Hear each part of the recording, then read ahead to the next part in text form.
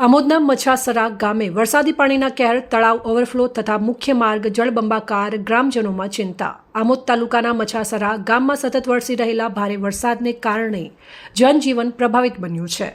ગામનું તળાવ છલકાઈ જતા વરસાદી પાણી મુખ્ય માર્ગ પર ફરી વળ્યા છે, જેના કારણે રસ્તો સંપૂર્ણ પાણીમાં ગરકાવ થયો છે અને વાહન વ્યવહાર પર અસર પહોંચી છે। મછાસરા ગામના નવીનગરી સહિતના નીચાણવાળા વિસ્તારોમાં વરસાદી પાણી ઘર સુધી પહોંચી જતા સ્થાનિકોમાં ચિંતાનો માહોલ સર્જાયો છે। અનેક શહેરીઓમાં પાણી ભરાઈ જતા લોકોને અવરજવર કરવામાં મુશ્કેલીઓનો સામનો કરવો પડી રહ્યો છે। જો વરસાદનું જોર યથાવત રહેશે તો સ્થિતિ વધુ ગંભીર બનવાની શક્યતા વ્યક્ત કરવામાં આવી છે।